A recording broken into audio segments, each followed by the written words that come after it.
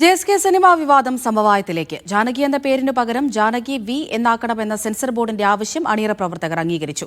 പ്രശ്നം നീണ്ടുപോയാൽ ഉണ്ടാകാവുന്ന നഷ്ടം കണക്കിലെടുത്താണ് പേര് മാറ്റാം എന്ന തീരുമാനത്തിലേക്ക് എത്തിയതെന്ന് അണിയറ പ്രവർത്തകർ പ്രതികരിച്ചു. ജാനകി എന്ന പേരുമായി ബന്ധപ്പെട്ട് ആഴ്ചകളായി നീണ്ടുനിന്ന തർക്കങ്ങളും കോലാഹലങ്ങളുമാണ് കോടതിയിൽ സമവായത്തിലേക്ക് എത്തിയത്.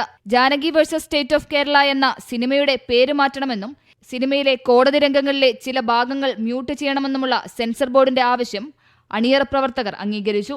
Janaki V versus state of Kerala എന്ന് സിനിമയുടെ പേര് മാറ്റി സെൻസർ ബോർഡ് നിർദ്ദേശിച്ച 2 ഭാഗങ്ങൾ മ്യൂട്ട് ചെയ്ത് 24 മണിക്കൂറിനകം സിനിമ വീണ്ടും സെൻസർ ബോർഡിന് മുന്നിൽ സമർപ്പിക്കും. പ്രശ്നവുമായി ബന്ധപ്പെട്ട് ഹൈക്കോടതിയിൽ സമർപ്പിച്ച സത്യവാങ്മൂലത്തിൽ സെൻസർ ബോർഡ് വിചിത്രമായ ചില വാദങ്ങളായിരുന്നു ഉന്നയിച്ചിരുന്നത്.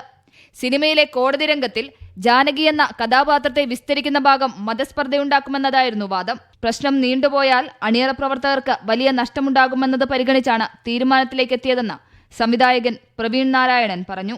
പ്രായോഗികമായിട്ടൊരു ഫിലിം മേക്കർ എന്നുള്ള നിലയ്ക്ക് എനിക്കും ചെയ്തു കൊടുക്കുക, അല്ലെങ്കിൽ എനിക്ക് മാറ്റങ്ങൾ വരുത്താൻ പറ്റുന്ന സജഷനാണ് നിലവിൽ നിൽക്കുന്നത്.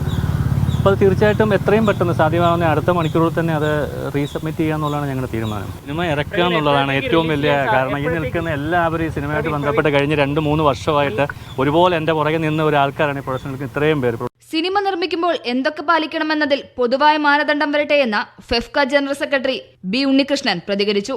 Well defined rules and regulations and 100% transparency, ഇതാണ് നമുക്ക് വേണ്ടത്.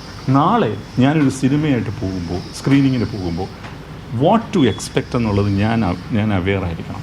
സിനിമയുടെ പുതിയ പതിപ്പ് സമർപ്പിച്ചാൽ 3 ദിവസത്തിനകം സർട്ടിഫിക്കറ്റ് നൽകണമെന്നാണ് കോടതിയുടെ നിർദ്ദേശം. വിഷയം അടുത്തയാഴ്ച വീണ്ടും പരിഗണിക്കും.